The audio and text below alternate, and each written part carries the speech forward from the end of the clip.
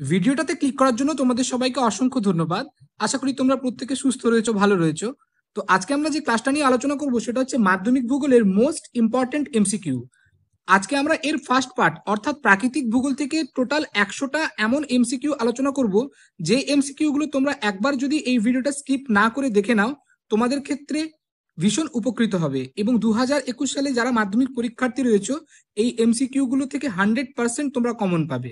তো প্রথম কি রয়েছে, বহির্জাত প্রক্রিয়া এবং সৃষ্ট ভূমিরূপ থেকে যে ইম্পর্টেন্ট এমসিকিউ গুলো সেগুলো আমরা আলোচনা করব।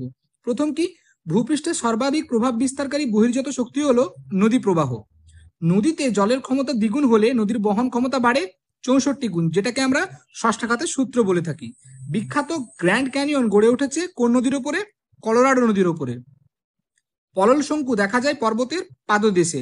পলল শঙ্কু কেমন দেখতে হয় তোমরা জানো, এইরকম ধরনের দেখতে পলল শঙ্কু হয়। লোহাচড়া দ্বীপটি অবস্থিত হুগলি নদীর মোহনায়। নিউমোর দ্বীপটি গুরুত্বপূর্ণ কেন? কারণ প্রাকৃতিক গ্যাস এবং খনিজ তেলের প্রাপ্তির সম্ভাবনা রয়েছে এই নিউমোর দ্বীপে। শৃঙ্খলিত শৈলশিরা গঠিত হয় নদীর উচ্চ গতিতে। নদীর 3টে গতি তোমরা সবাই জানো, উচ্চ গতি, মধ্যগতি, নিম্ন গতি।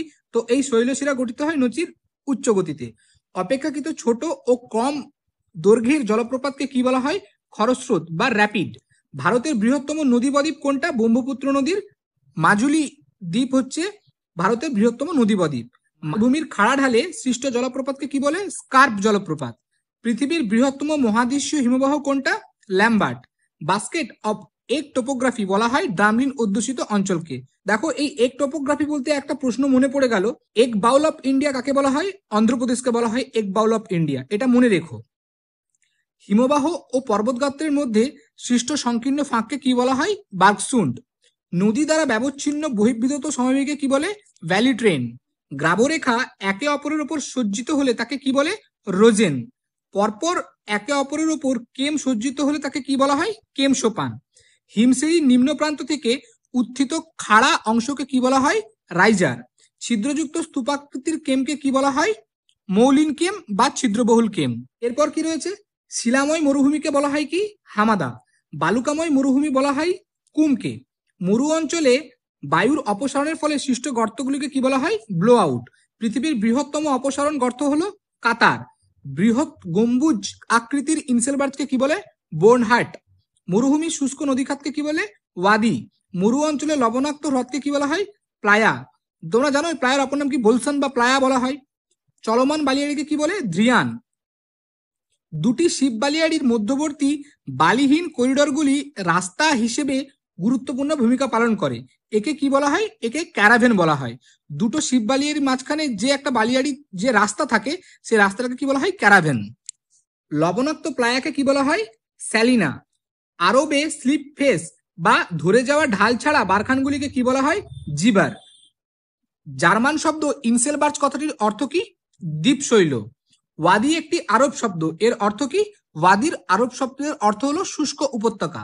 অনুদৈর্ঘ্য বালিয়াড়ির অপর নাম কি? তোমরা সবাই জানো শিব বালিয়াড়ি অনুদৈর্ঘ্য বালিয়াড়ির অপর নাম। গৌড়ের অপর নাম কি? সাহারাতে গারা এবং জার্মানিতে ফিলজেফেলসেন।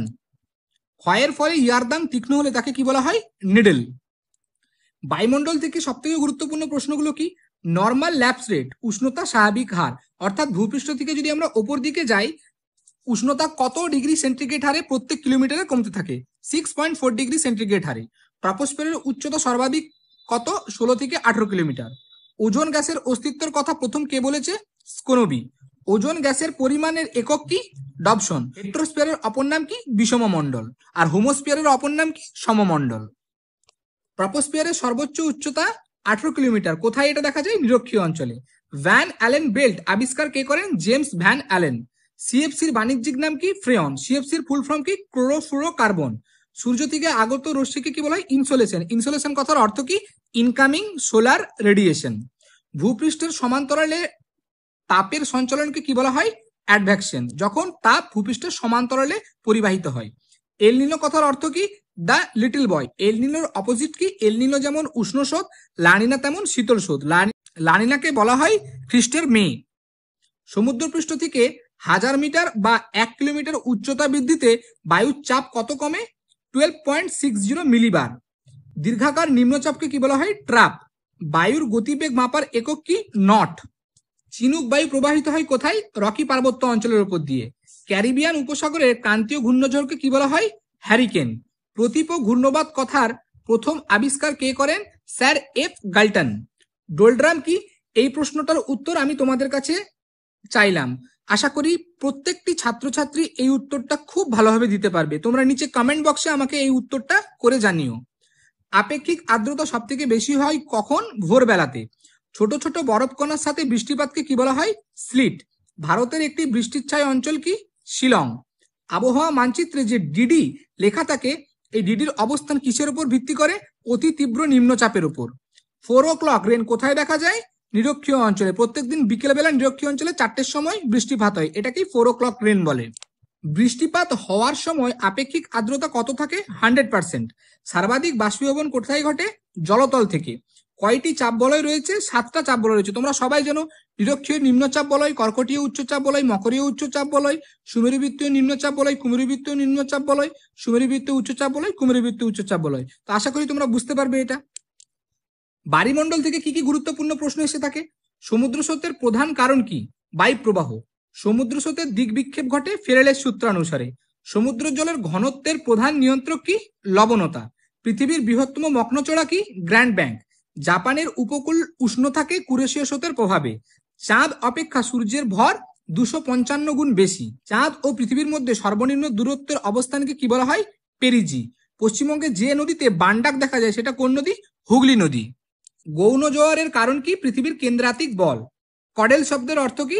সমুদ্র। উত্তর আটলান্টিক মহাসাগরের জায়রের মাঝখানে গড়ে ওঠা যে জিনিসটি সেটি কি? সেটি হলো শৈবাল সাগর। জলের গভীরতা মাপা হয় কি? ফ্যাদমের সাহায্যে। 1 ফ্যাদম সমান 6 ফুট। 1 ফ্যাদম সমান 2 মিটার। মনে রাখবে তোমরা। গ্র্যান্ড ব্যাংক অবস্থিত কোথায়? আটলান্টিক মহাসাগরের নিউফাউন্ডল্যান্ডের দক্ষিণ পূর্বাংশে। কুরেশিয়া স্রোত কি স্রোত? এটা হচ্ছে উষ্ণ স্রোত। ওপরে দেওয়া আই বাটনে ক্লিক করলে তোমরা আমাদের প্লেলিস্ট যেটা রয়েছে, যেখানে সমস্ত ক্লাস অলরেডি আমি নিয়েছি, সেই সমস্ত ক্লাসে তোমরা পৌঁছে যেতে পারবে। তো সেখানে বিভিন্ন স্রোত বা অন্যান্য আরো অনেক অধ্যায়ের আলোচনা তোমরা নিশ্চয়ই পেয়ে যাবে, এবং যেটা তোমাদের প্রিপারেশনের ক্ষেত্রে খুব উপযোগী হবে। বজ্র ব্যবস্থাপনা থেকে যে প্রশ্নগুলো ইম্পর্টেন্ট, জৈব বজ্র হলো কি? ধানের খড়।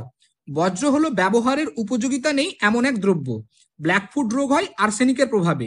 ইউট্রিফিকেশন কি? কচুরিপানা দ্বারা জলাশয় ঢেকে যাওয়াকে কি বলা হয়? ইউট্রিফিকেশন। তেজস্ক্রিয় বজ্রের উৎস কি? ইউরেনিয়াম। যে বজ্রগুলি প্রকৃতিতে সহজে আপনা আপনি পচে যায় তাদেরকে কি বলা হয়? জৈব বিশ্লেষ্য বজ্র। চেরনোবিল দুর্ঘটনা কত খ্রিস্টাব্দে ঘটে? 1986 খ্রিস্টাব্দে। ফুকুশিমা দুর্ঘটনা 2011 খ্রিস্টাব্দে এবং ভূপাল দুর্ঘটনা 1984 খ্রিস্টাব্দে। ডিডিটির ফুল ফর্ম? দ্বিতীয় বিশ্বযুদ্ধের সময় ব্যবহারকারী অত্যন্ত একটি উপাদান হলো DDT. Diphenyl trichloroethane. PCBs এর ফুল ফর্ম কি? Polyphenyl trichloroethane. তো আশা করি সম্পূর্ণ ক্লাসটা তোমরা ঠিকভাবে বুঝতে পারলে। তো ভিডিওটা যদি ভালো লেগে থাকে ভিডিওটাকে অবশ্যই লাইক, কমেন্ট, শেয়ার করো, এবং জিওগ্রাফি ম্যানিয়া চ্যানেলে যদি তোমরা নতুন হয়ে থাকো তাহলে অবশ্যই চ্যানেলটিকে সাবস্ক্রাইব করে পাশে থাকা বেল আইকনটিকে প্রেস করবে ফার্দার নোটিফিকেশন পাওয়ার জন্য। আর এই প্যান্ডেমিক পরিস্থিতিতে যে যেখানেই থাকো না কেন সুস্থ থাকবে, ভালো থাকবে, স্বাভাবিক থাকবে। Thank you.